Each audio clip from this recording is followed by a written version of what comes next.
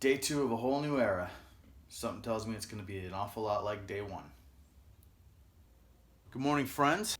I'm Dave. This is Quarter Flips. Going to get some work done today. Going to try to have some fun while I'm doing it, as usual. Today we're going to pack some orders, so it's not going to be exactly like yesterday. I may have led you astray in that little teaser at the front. But yeah, in the past on Quarterbash I've done Tuesday totals.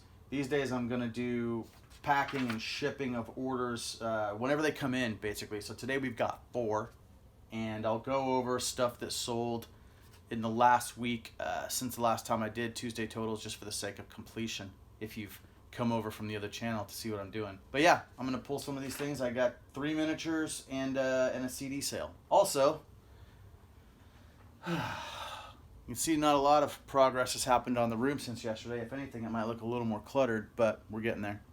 That's gonna be a big project. So, all right, I'm gonna go pull these things. Before we get going on today's orders, let's talk about what I sold over the last week. These are the things that would have been in my Tuesday totals video on Quarterbash for today, Tuesday, as I'm filming this, but I didn't film them before I shipped them out because I knew I wasn't gonna be making those videos anymore. So here we go, real quick. On Discogs, I sold a Sicko Count Me Out 7-inch for $3.99. Sold an all-you-can-eat Ballinger 7-inch for $1.99. And I sold a compilation record called Songs About Drinking. This is a double LP numbered with a custom cover. Sold that one for $14.99. And those 3 records all went together to the same person, plus shipping. I also sold this David Grisman CD, Hot Dog. This one, apparently a little harder to find. This went for $49.99 plus shipping. Over on eBay, I sold 2 pretty common Nirvana CDs together for $5.99 plus shipping. And I sold a lot of 6 e.l.f. under eye concealer highlighter. This was discount makeup. These were 99 cents a piece. Put 6 of them together, and I sold them for $14.99 plus shipping. Anyway, let's get back to the present day. Let's pull some orders. All right, I already grabbed 2 of the miniatures off this. Show you how I've been doing this. It's going to change real soon, but maybe this will be helpful to somebody. So I have a Citadel Night Horrors Armored Medusa. It's by Citadel. So I have this box. It says minis listed. One good thing about miniatures is they're fairly light, and a lot of them fit in a small spot. So this isn't the only place I have minis listed, but this is where this one is, I happen to know. So Citadel minis in this box. Down in here, I got chainsaws, a Space Marine,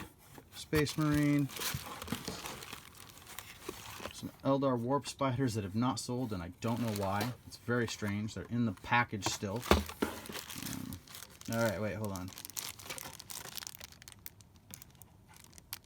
Armored Medusa. Okay, there's that one.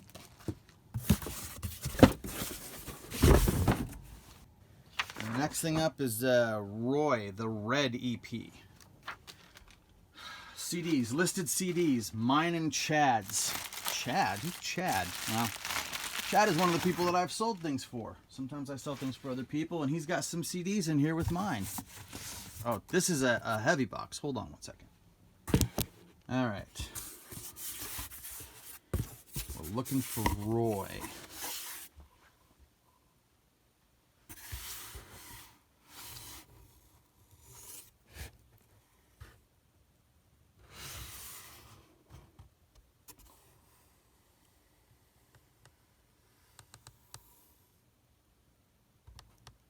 It's in here. There we go. Roy, the Red EP. Aha, it tricks you because it's green. Alright, so CD is in there. I had thought the CD case was broken on this one, but I must have replaced it before I put it away. Okay.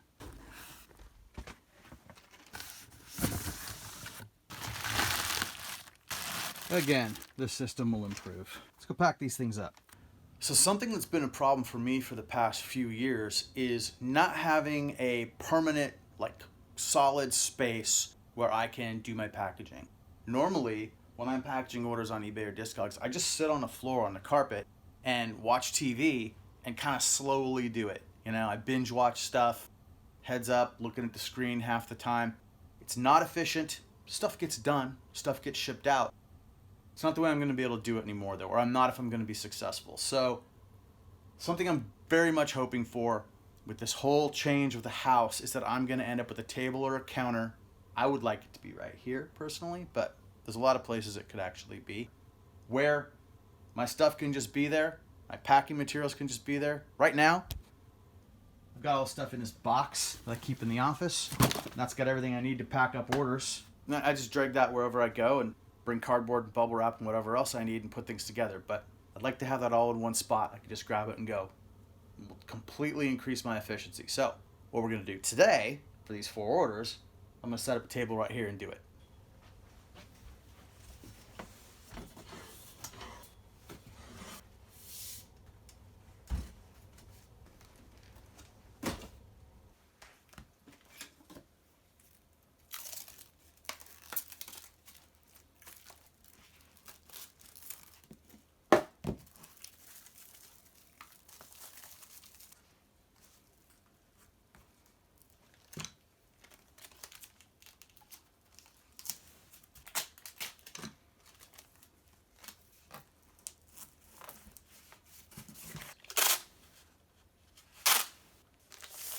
Alright, if you're watching this, you may already have some questions. Why am I doing it this way?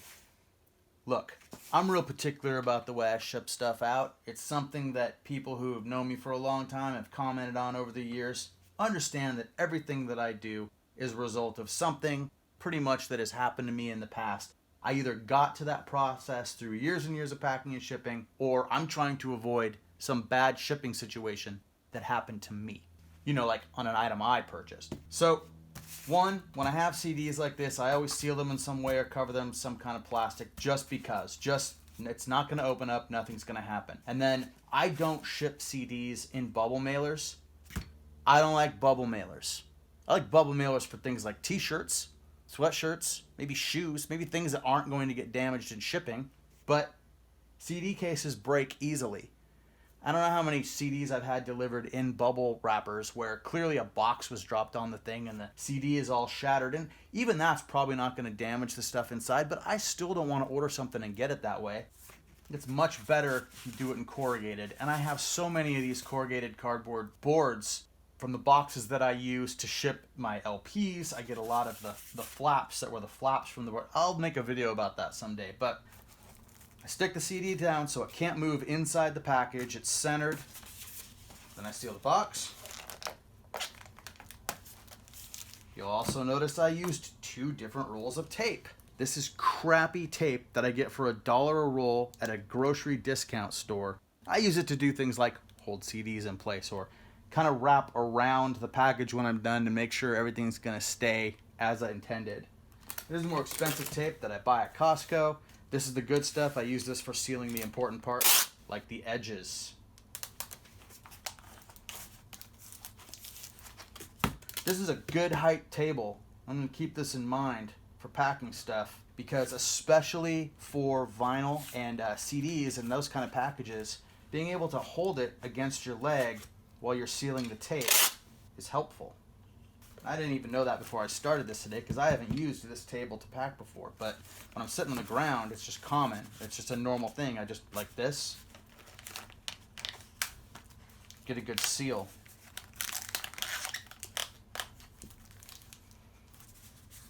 I think that's what a package ought to look like. Kind of clamshelled.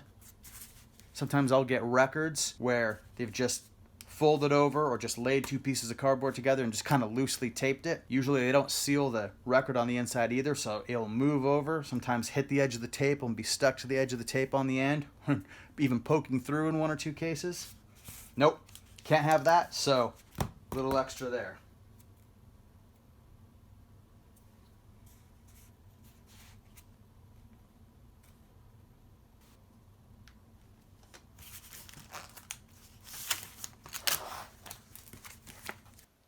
It's a decent way to get a CD in the mail.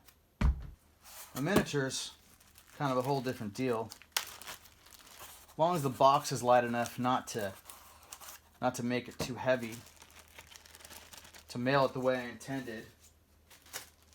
With these miniatures, I always send them first class. And unless I have a lot of small boxes that I've gotten somewhere for free, I make the boxes. In another video, I'll talk about how I make the boxes that I use to ship stuff. Is it necessary to wrap a miniature in tissue paper before I wrap it in bubble wrap? No, probably not. But I still do it. Once I've got one of these miniatures bubble wrapped like this, it's gonna be all right. I mean, I don't want it up against the edge of the box just in case there's some crush issue. What I'll tend to do is just set it in the box, throw a piece of tape down, maybe tape 2 edges.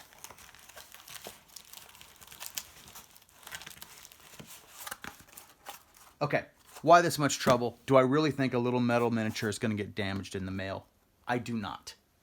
If there were a bunch of metal miniatures in here and they weren't packaged right, I think they would damage each other possibly. But the key a lot of times with my packaging is not necessarily the actual reality of what's going to happen to the item on its way to the customer.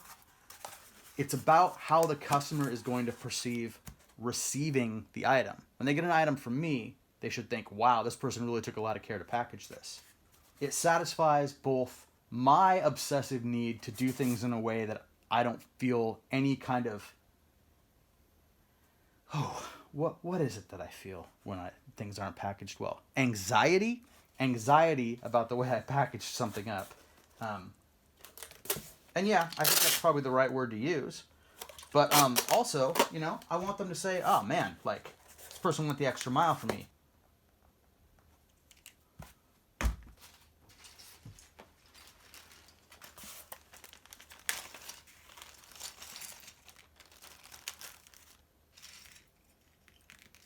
These are some weird plastic tree guys.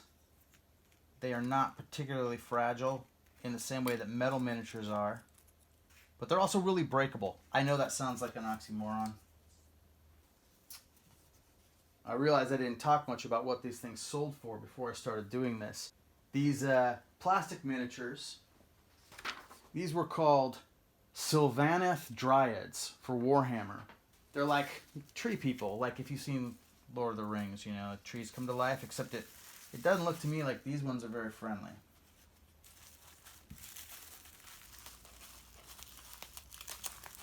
Honestly, I've probably done a little more work on these than needs to be done because they're so light that they're not probably going to get broken. Now these I'm not going to tape down because they're not going to move around in the box. Once they're in there, they're good. So, oh, if I didn't say it before, these went for $7.99 plus shipping. The Armored Medusa went for $4.99 plus shipping. The Roy CD went for $5.99 plus shipping. The last miniature that I sold is a real beauty. A real odd one.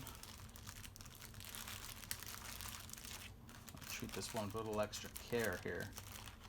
This is a very old, very early dragon. It's a flying dragon by Superior Models. I'm glad I'm not shipping this with other heavy miniatures because this is the kind that get damaged. For sure.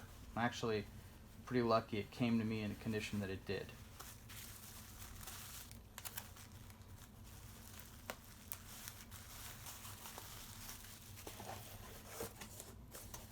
Now, with this one, it is not enough to just use this small bubble wrap. There's just, the wings are sticking out. It's way too breakable. This needs more. So I've got some better, larger bubble wrap. I'm going to make a bed of that.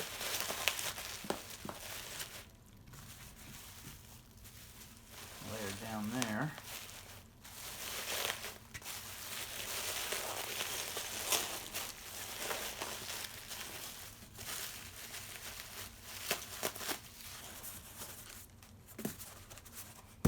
All right. I think that thing has as good a chance of getting to its destination unbroken as just about anything. They paid $17 for this. I want it to $16.99 plus shipping. I want it to get there in the same condition it leaves me.